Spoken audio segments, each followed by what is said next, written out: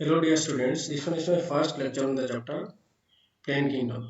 And in this lecture I will discuss about the classification of Plant Kingdom, and also I will discuss about the about the algae.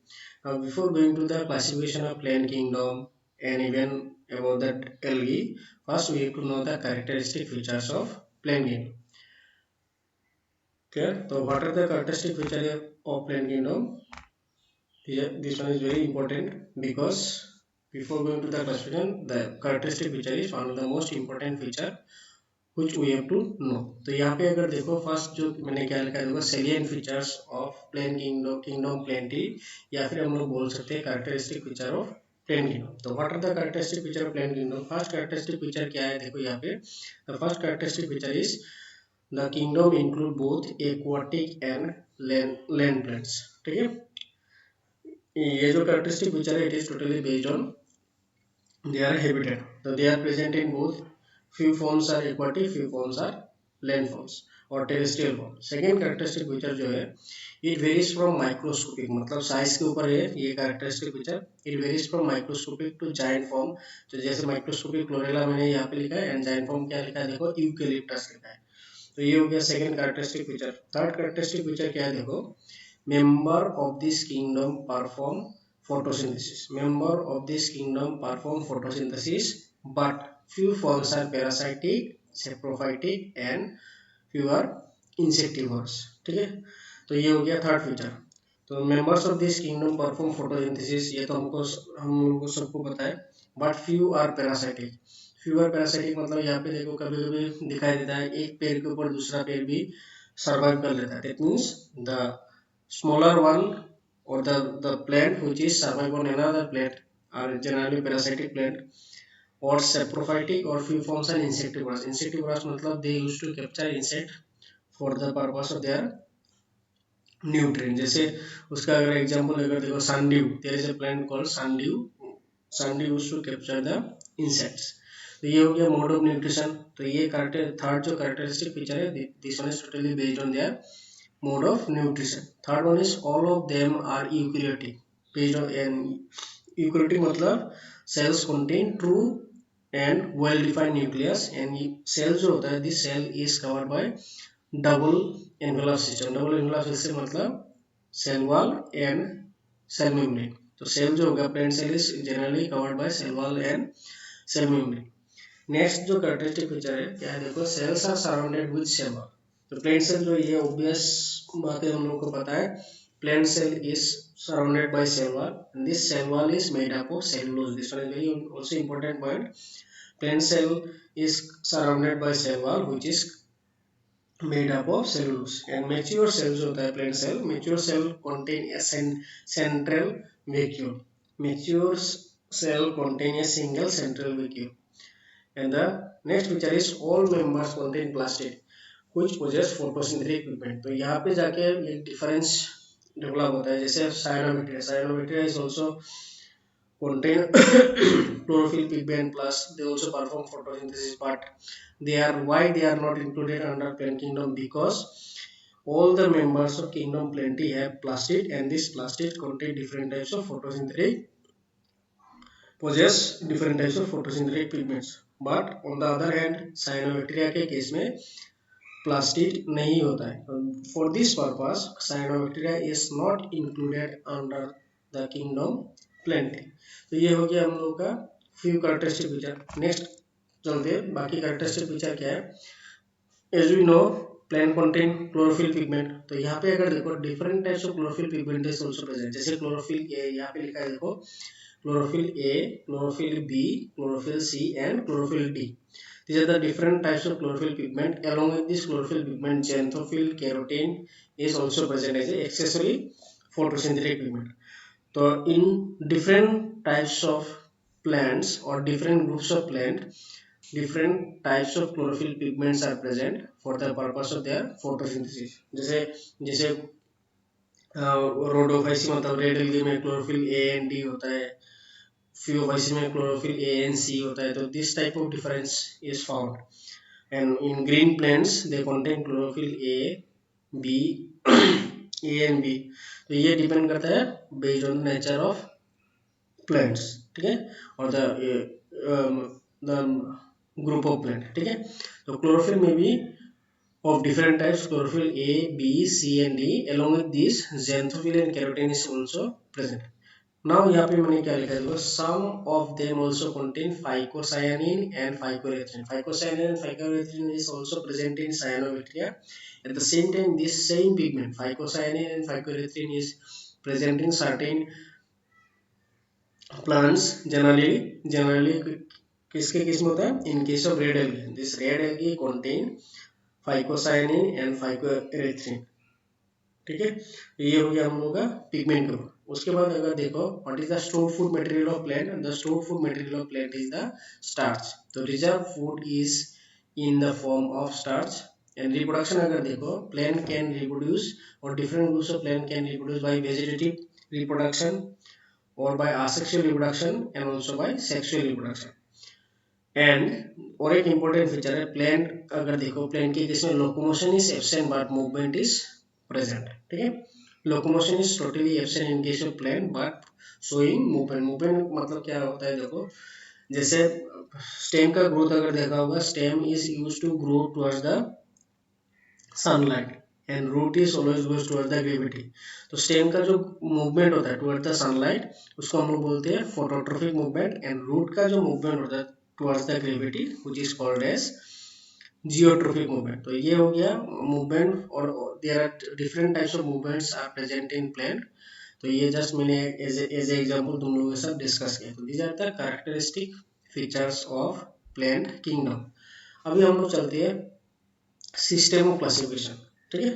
तो system of classification अगर देखो यहाँ पे there are three system of classification is present। what are the three system of classification?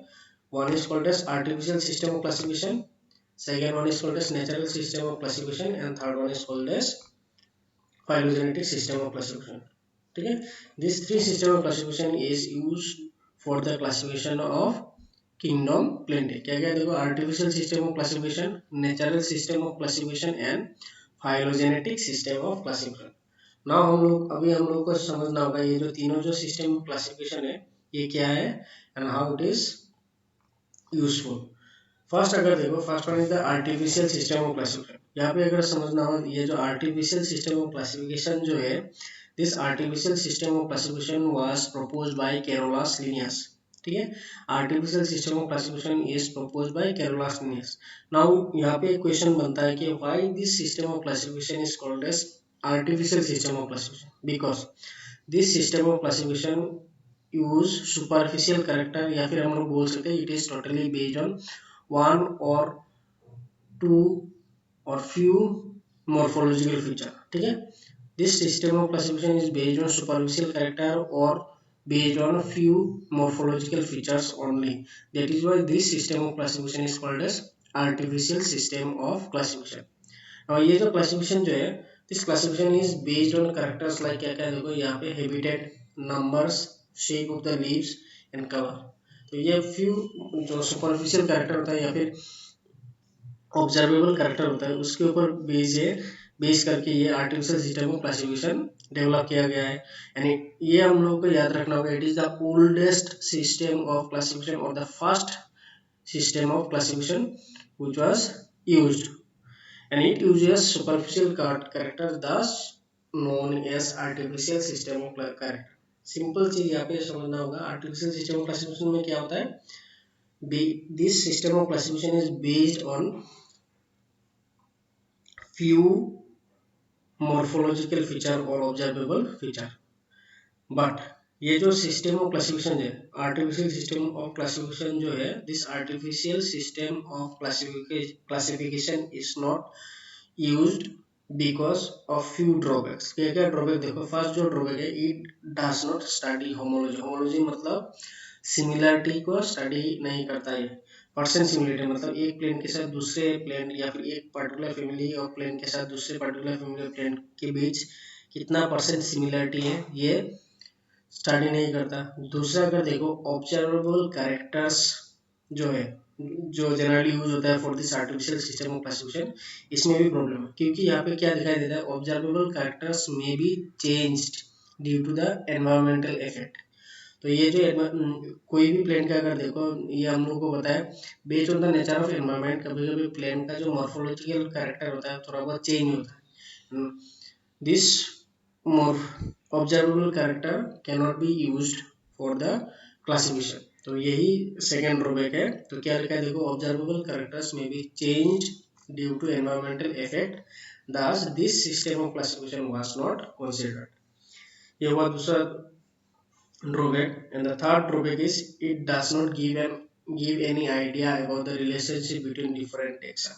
क्या क्या relationship है between different taxa, मतलब ये रिलेशनशिप को एस्टेब्लिश नहीं कर पाया या फिर समझा नहीं पाया ये artificial system of classification. That is why this artificial system is the oldest system of classification, but still this system of classification is not used because of this following drawbacks. तो ये हो गया हम लोगों का artificial system of classification which is totally based on superficial character. अभी चलते हैं सेकेंड जो है, second one is natural system of classification. तो नेचुरल सिस्टम ऑफ क्लासिफिकेशन अगर देखो, it is quite handy system of classification जो अभी भी यूज होता है for the classification of plant or the proper identification of plant, but still it is not the complete system of classification.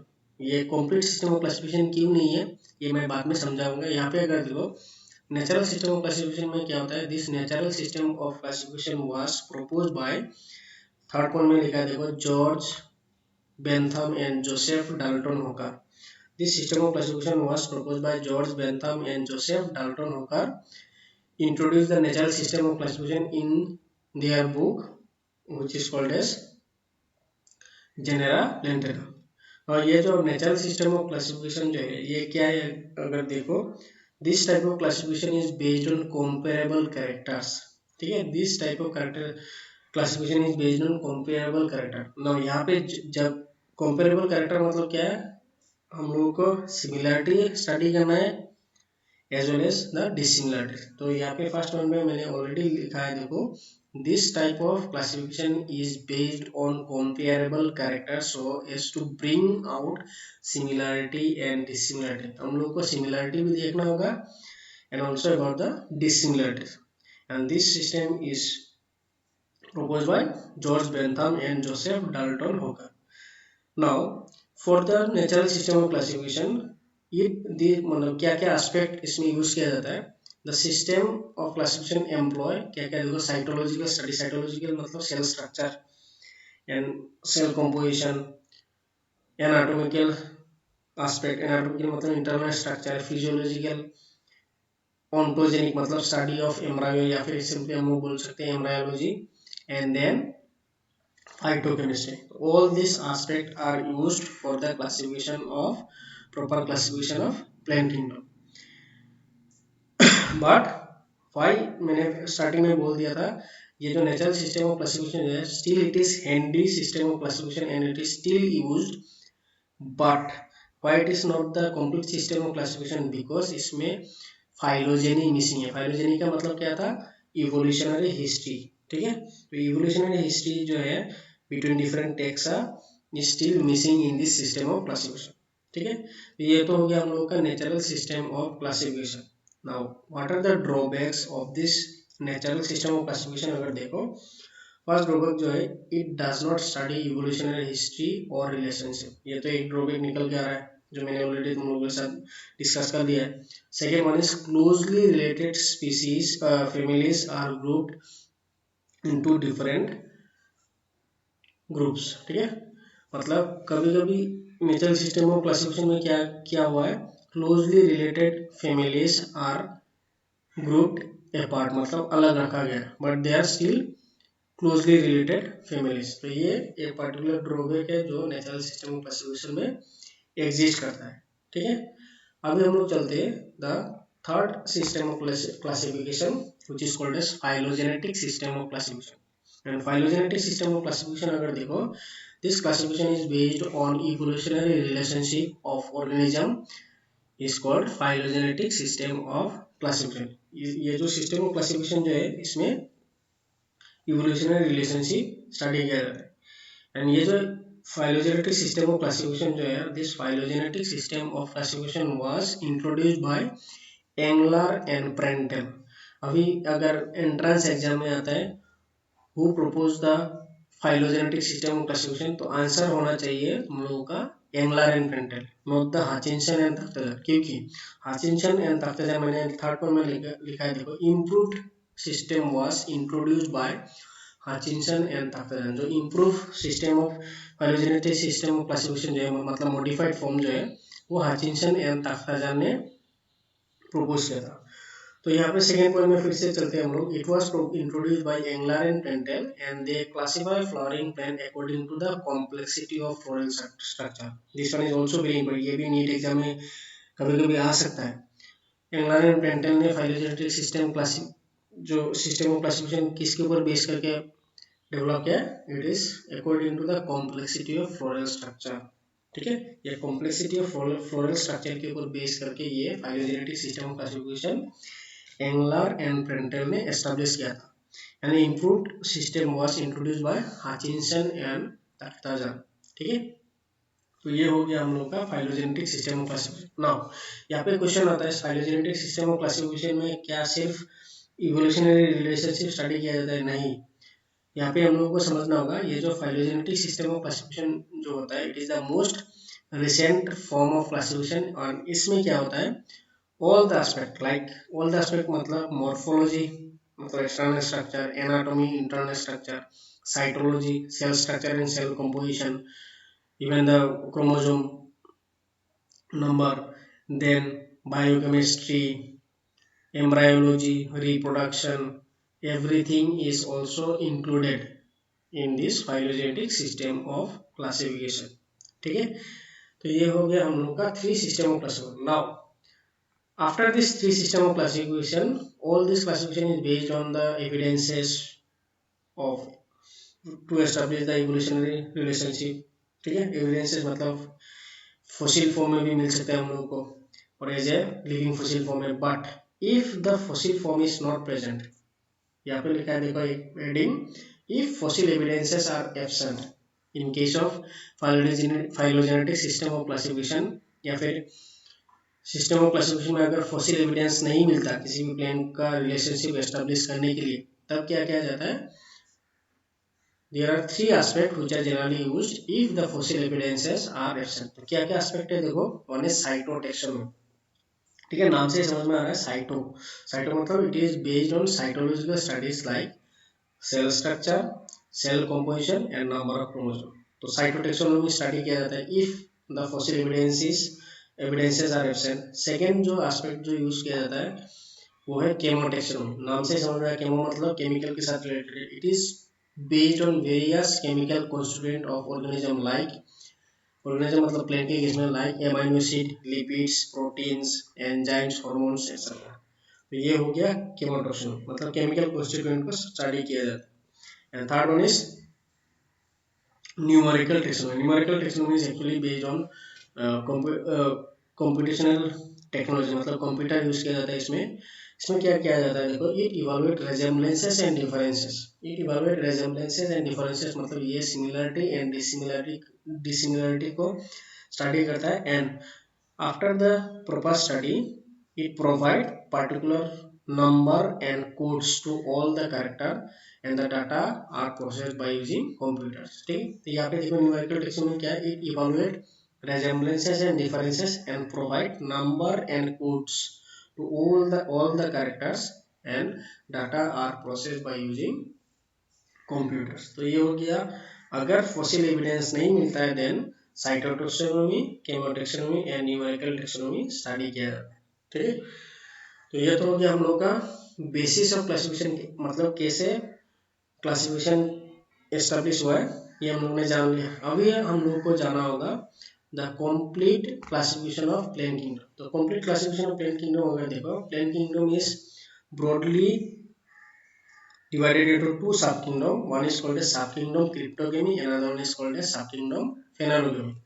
तो sub kingdom cryptogamy में मैंने simply लिखा है देखो seedless, not only seedless flowerless भी बोल सकते। now यहाँ पे actual meaning of cryptogamy का अगर देखो, the actual meaning of cryptogamy is reproduction is hidden, ठीक है, रिप्रोडक्शन इज हिडन बोल सकते हैं, हिडन रिप्रोडक्शन जो एक्चुअल मीनिंग ऑफ क्रिप्टोगमी होता है। And second one is sub kingdom phanerogamy means reproduction is not hidden and they are called as seed containing, ठीक है। तो ये क्रिप्टोगमी मतलब flowerless plus seedless and sub kingdom phanerogamy means seed containing. अभी sub kingdom फेनोगमी में मैं flower के बाद यहाँ पे क्यों नहीं बोल रहा हूँ, क्योंकि in case of phenologamy few forms are flowering, few forms are non-flowering, so that is why I am only using this seed containing.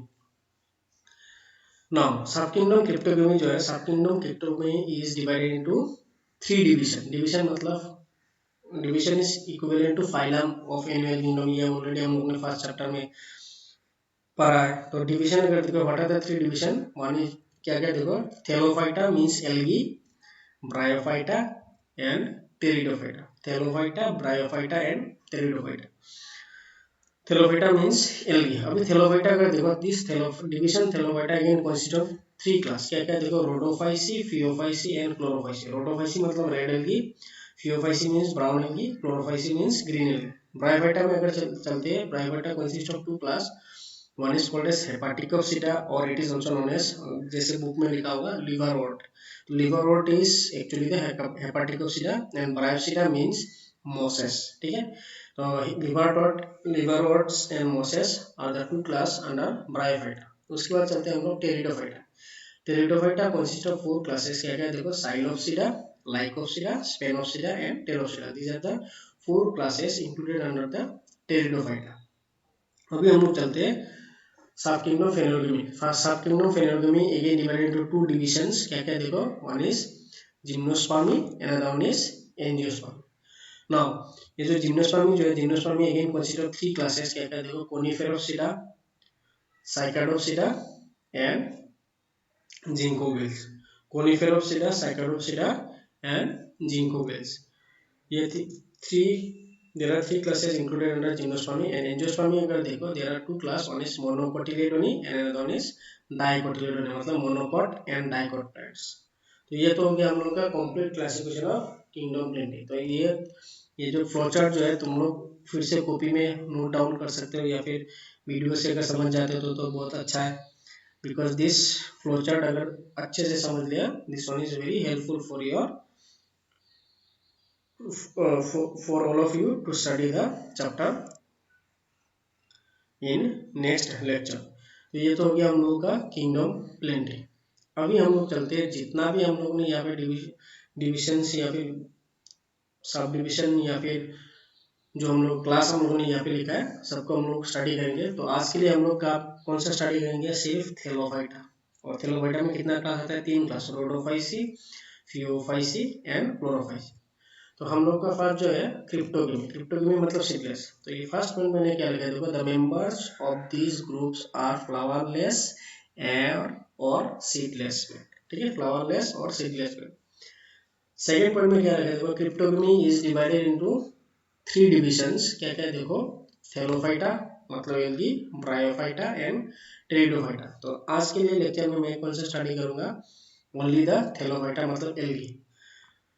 तो what are the characteristic feature, पहले before going to the classification of algae हम लोग को पहले समझना होगा what are the characteristic features of thallophyta और algae. तो यहाँ पे अगर देखो, first characteristic feature is they are aquatic और semi aquatic chlorophyll bearing photosynthetic plant. They are aquatic और सेमी एक्वाटिक, पानी में भी हो सकता है या फिर सेमी एक्वाटिक एनवायरनमेंट में एल्गी हो सकता है। Second characteristic feature is why about their plant body. जैसे यहाँ पे देखो डिवीजन का नाम क्या है देखो, थैलोफाइटा और algae. Why they are called as thallophyta, because plant body is thalloid structure, plant body is thalloid structure, that is why they are called thallophyta. Thalloid structure का मतलब क्या देखो, एक नॉर्मल प्लांट में हम लोग को क्या दिखाई देता है, एक पर्टिकुलर लीफ दिखाई देता है प्रॉपर स्ट्रक्चर के साथ, देन स्टेम होता है प्लस रूट सिस्टम होता है।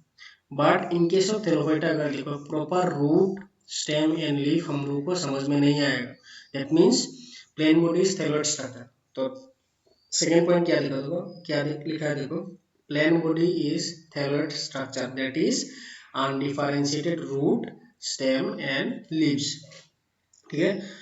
प्लेन के केस में रूट स्टेम एंड लीफ जो होगा वो अनडिफरेंशिएटेड होगा.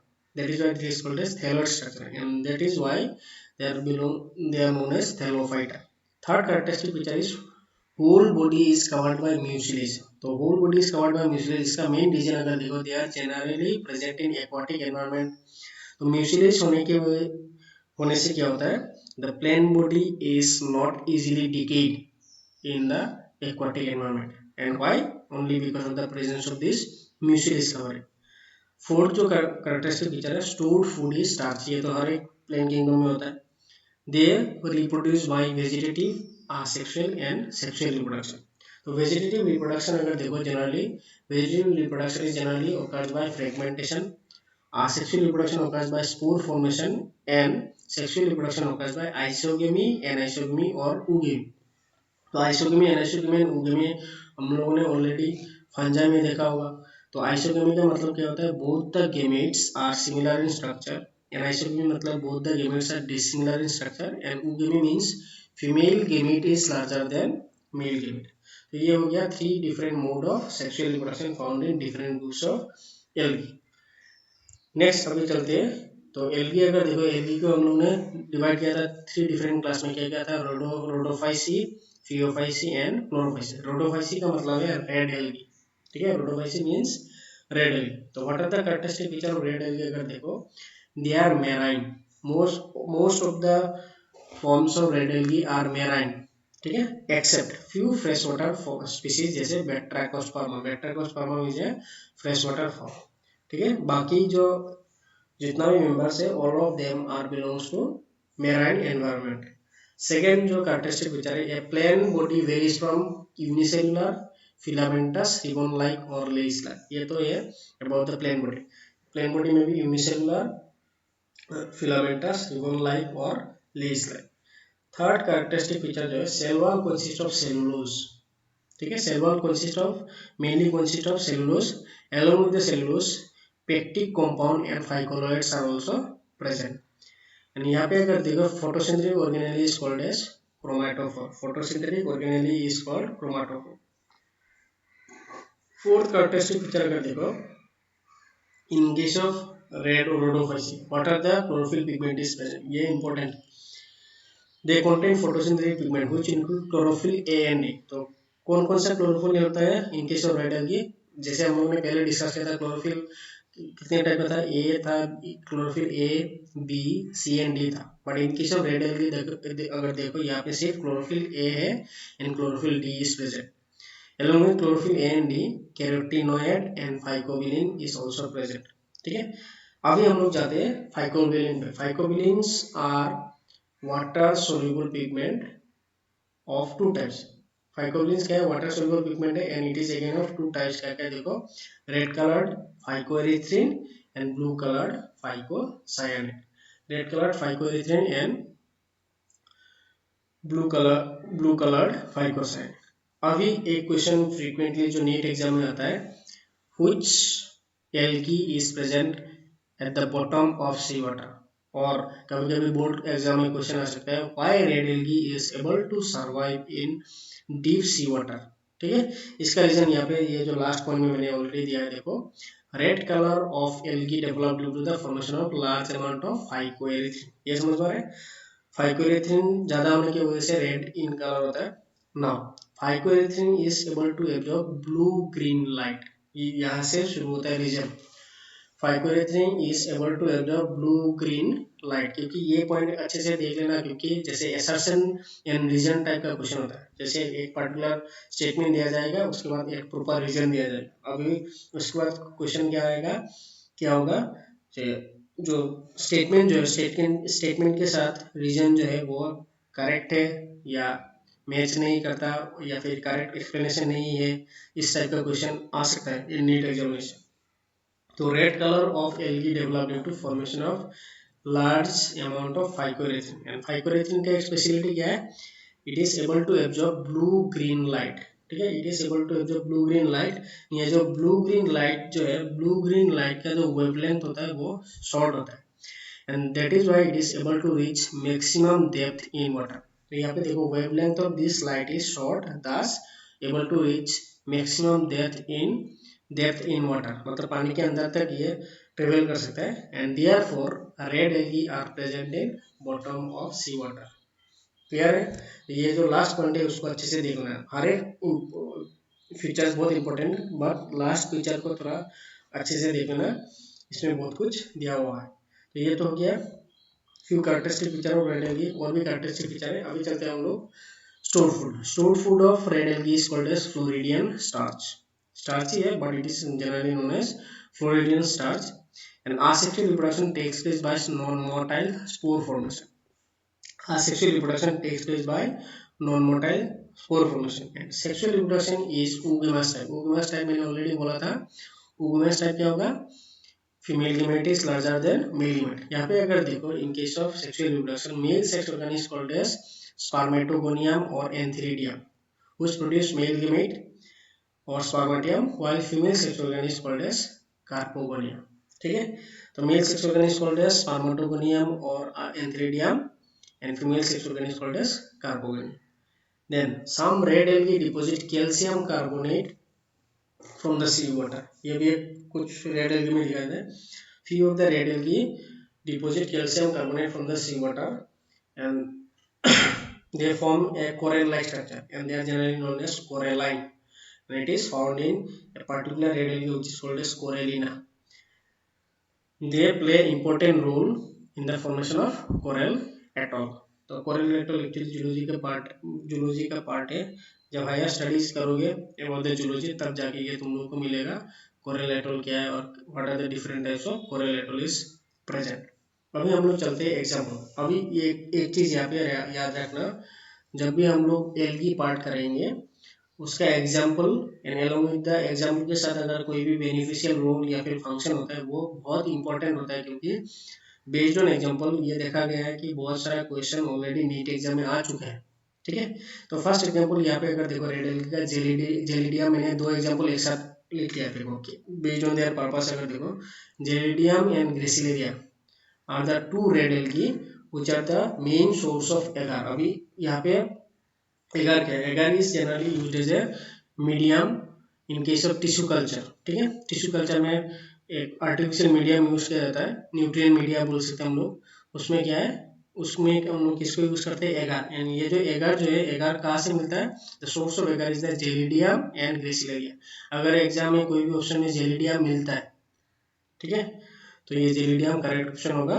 अगर ऑप्शन में जेलिडियम नहीं है, सिर्फ ग्रेसिलेरिया है, तो उसका ऑप्शन क्या होगा? ग्रेसिलेरिया होगा। तो this one is very important point, याद रखना। Gelidium and Gracilaria are the main source of agar. Agar का मेन पर्पस है, this agar is used as a solid media for tissue culture. Second जो है बैट्राकोस्पर्मा। बैट्राकोस्पर्मा हम लोगों ने ऑलरेडी डिस्कस किया है। देखो फीचर में all the rhodophyceae members of rhodophyceae are marine. The exception is the Batrachospermum which is present in freshwater environment. उसके बाद देखो Polysyphonia. Polysyphonia is the major source of bromine. It is a multi-axial algae and it is the major source of bromine. And Porphyra अगर देखो it is the edible red algae. ठीक है, तो these are the example along with their feature. यहाँ पे अगर देखो ये जो दिस वन, ये जो रेड कलर का है, this one is the porphyra. ये है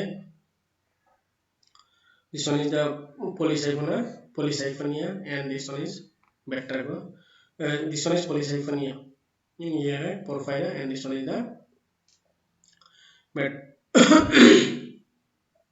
अनदर रेड एल्गी। अभी तो ये तो हो गया हम लोग का रेड एल्गी। अभी हम लोग चलते हैं ब्राउन एल्गी। ब्राउन एल्गी क्या है? देखो they are multicellular brownish seaweed.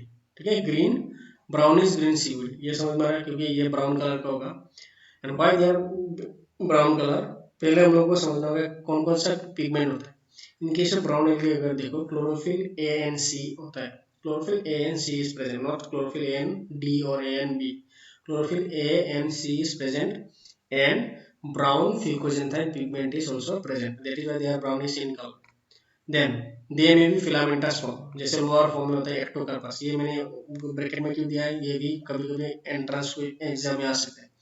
तो लोअर फॉर्म मतलब फिलामेंटस फॉर्म एक्टोकार्पस में दिखाई देता है। Parenchymata structure found in higher form like sargassum, laminaria, fucus, microcystis etcetera. Plain body is differentiated into three part: hold fast, stripe and laminar. Hold fast मतलब the lower part of the plain body which is used to fix with the substratum, मतलब root की तरह होता है. Stripe is the stem like structure and lamina is the leaf like structure, but these are not the proper root, stem and leaf. अभी देखो brown algae include largest algae जैसे macrocystis and nucleocystis and this giant brown algae are generally known as kelp. ये भी एक extra point है, ये तुम लोग अच्छे से देख लेना. Then cell wall contains cellulose, ये तो obvious बात है. And cellulose wall is covered by phycoloid. ठीक है. And what are the common phycoloid found in brown algae जैसे एल्जीनिक एसिड या फिर फ्यूसिन are the phycoloids which are present in cell wall. Then अभी in case of brown algae अगर देखो what is the stored food material? The stored food material of brown algae is the laminarin and lipid are the stored food material of brown algae. Then asexual reproduction अगर देखो asexual reproduction occurs through, जैसे asexual तो नहीं होगा actually, vegetative reproduction occurs through fragmentation and also by motile and asexual reproduction occurs by motile and non-motile spore formation. ठीक है. तो vegetative reproduction occurs by fragmentation and asexual reproduction occurs by motile and non-motile spore formation. Sexual reproduction अगर देखो there it varies from isogamy and isogamy and oogamy. तो different members of Phaeophyce or brown algae perform sexual reproduction by isogamy and isogamy or by oogamy. And last two pointer, this one is also very important. Isomorphic alternation of generation is found in by brown algae. Isomorphic मतलब iso means similar, morphic means morphological feature. तो यही लिखा है देखो, isomorphic alternation of generation is found in brown algae. किसके case में दिखाई देता है देखो, ectocarpus के केस में, not in all brown algae. ectocarpus के केस में होता है. And what is this isomorphic alternation of generation? That is both haploid and diploid generation are similar in structure. तो alternation of generation का मतलब क्या है? haploid form से डेवलप होगा diploid form and diploid form से फिर से डेवलप होगा हैप्लॉइड फॉर्म, मतलब अल्टरनेटली ये फॉर्म होगा. एंड दोनों जो फॉर्म है, दोनों फॉर्म का जो स्ट्रक्चर होगा similar in structure, that is what is called isomorphic. Isomorphic means similar morphological structure. तो ये हो गया characteristic feature of brown algae. अभी हम लोग चलते हैं अबाउट द एग्जांपल्स. एग्जांपल अगर देखो एक्टोकार्पस, डिक्यूटा, ल्यूमिनेरिया एंड सर्गेसम. तो इकोनॉमिक इंपोर्टेंस क्या है देखो, जैसे laminaria, macrocystis, sargassum are used as a food in some countries. Source of iodine कौन कौन सा है देखो, fucus and laminaria are rich source of iodine. Alginic acid का मेन पर्पस क्या है देखो, it is the phycoloid obtained from the laminaria, fucus and macrocystis. And what is the use of this alginic acid? It is used for emulsion of ice cream, ointments, toothpaste, cosmetic creams and etc. These are the economic importance. And medicine के अगर देखो, sodium laminarin sulfate is blood anticoagulant plus laminaria also have antibiotic properties. तो ये तो हो गया हम लोग का economic importance of brown algae. तो यहाँ पे देखो कुछ इमेज यहाँ पे मैंने दिया है. देखो अगर इसका अगर स्ट्रक्चर देखो, this one is the structure of Fucus. इसमें अगर देखो ये जो लोअर पार्ट है which is called as holdfast, यहाँ पे लिखा भी है but it is not so clear. Then यहाँ पे जो है this one is called as stipe. ये जो बाकी लीफ लाइक स्ट्रक्चर है which are called as lamina. यहाँ पे भी देखो होल्ड फास्ट मिडिल वाला स्टाइप है एंड बाकी जो अपर पार्ट है which is called as lamina. तो ये हो गया हम लोगों का ब्राउन एल्गी. उसके बाद हम लोग चलते हैं third type of algae which is called as Chlorophyceae और ग्रीन एल्गी. ठीक है. तो क्लोरोफाइसी और ग्रीन एल्गी अगर देखो, they are present in all types of habitat.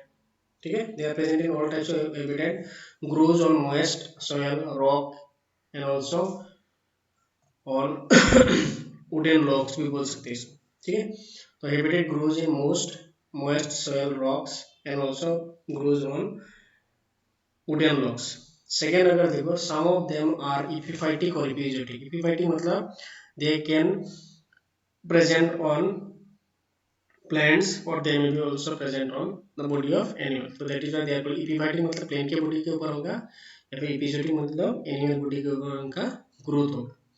Second third one is thallus is differentiated, different is of different type. Unicellular flagellated भी हो सकता है, unicellular but flagellated, unicellular non-flagellated colonies and umbrella like structure. तो ये different forms है, ये बाद में मैं इमेज में दिखाऊंगा। नेक्स्ट अगर देखो cell wall content cellulose, this one is important. And what are the photosynthetic pigments present in chlorophyll C or green algae? The photosynthetic pigments are chlorophyll A and chlorophyll B, and along with the chlorophyll A and chlorophyll B, other photosynthetic pigments are carotene and xanthophylls are also present. Next अगर देखो vegetative reproduction. So in case of green algae क्या होता है, vegetative reproduction is generally carried out by fragmentation or by spore formation of different spore. Fragmentation भी हो सकता है या फिर also by formation of different spore. Asexual reproduction अगर देखो, asexual reproduction is carried out by flagellated zoospore, and sexual reproduction occurs by isogamy and isogamy and oogamy. Asexual reproduction by flagellated zoospore, zoospore formation हो सकता है, and sexual reproduction occurs by isogamy, मतलब both the gametes are similar, and isogamy means gametes are dissimilar, and oogamy मतलब female gamete is larger than male gamete. तो these are the characteristic feature of chlorophyll C or green algae. and यहाँ पे अगर देखो examples मैंने दिया है, Chlamydomonas, Chlorella, Ulothrix, Spirogera, Volvox and Cara. तो ये जो Chlorella जो है, Chlorella is also very important because Chlorella used to carried in space as a dry food, because Chlorella जो है, Chlorella is also an example of SCP. SCP मतलब single cell protein. ठीक है, इसमें all the supplements are present. That is why Chlorella is used for the purpose of space travel. ठीक है, और space में Chlorella को लिया जाता है। तो ये हो गया हम लोगों का कैरेक्टरिस्टिक फीचर ऑफ क्लोरोफाइल सी और ग्रीन एल्गी। ठीक है, तो हम लोग अभी तो कुछ इमेज देख लेते हैं। जैसे ये है क्लेमाइडोमोनास, यूनिसेलुलर तो है बट फ्लैजेलेटेड फॉर्म। देखो ये है unicellular colonial non-flagellated form. This one is the image of Volvox. This one is Chlamydomonas. ये Volvox colony है. This one is Spirogera. Spirogera भी अगर देखो ये माइक्रोस्कोपिक इमेज है एक पर्टिकुलर फिलामेंट का, बट एक्चुअल स्पाइरोगेरा ये है। ये कभी कभी नदी के पानी में देखा होगा या फिर नाले के पानी में देखा होगा, ग्रीन कलर का स्लाइमी स्ट्रक्चर होता है, hair like structure which is called spirogyra. उसका एक हेयर लाइक स्ट्रक्चर अगर हम लोग देखते हैं तो ये ऐसे फिलामेंटस हेयर लाइक स्ट्रक्चर दिखाई देता है। एक ब्रांच में ये इस टाइप का दिखाई देता है, एंड अगर एक एक हेयर लाइक फिलामेंट को अगर हम लोग निकालेंगे तो ये स्ट्रक्चर दिखाई देता है। And this one is the कारा। ये generally it is also found in water bodies. ये तुम लोगों ने देखा भी होगा, कभी कभी पॉन्ड वाटर में भी दिखाई देता है ये कारा।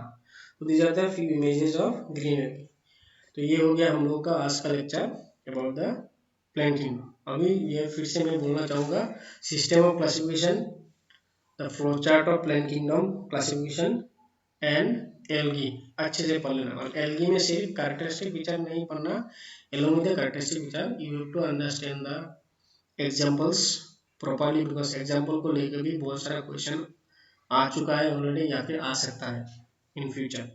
इसलिए एग्जाम्पल को तुम लोग याद रखना इकोनॉमी के इंपॉर्टेंस के साथ, प्लस दो एल्गी का जो कैरेक्टरिस्टिक फीचर है उसको तुम लोग टेबल बना सकते हो एज ए कंपेरेबल कैरेक्टर के हिसाब से, या फिर मैं सिंपल बोल सकता हूँ तुम ये भी फॉलो कर सकते हो। एनसीईआरटी टेक्स्ट बुक में देखना red algae, brown algae and green algae का एक टेबल बना हुआ है based on their characteristic feature. उस टेबल को भी अगर तुम लोगों ने अच्छे से देख लिया तुम लोगों का आधा काम तो based on characteristic on the basis of characteristic feature काम हो जाएगा।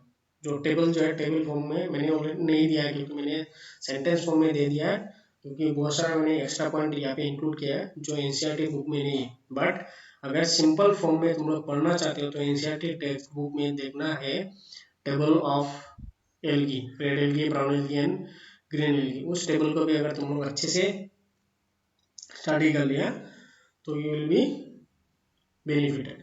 ठीक है, तो असली यही after few days I will upload the second lecture on this chapter.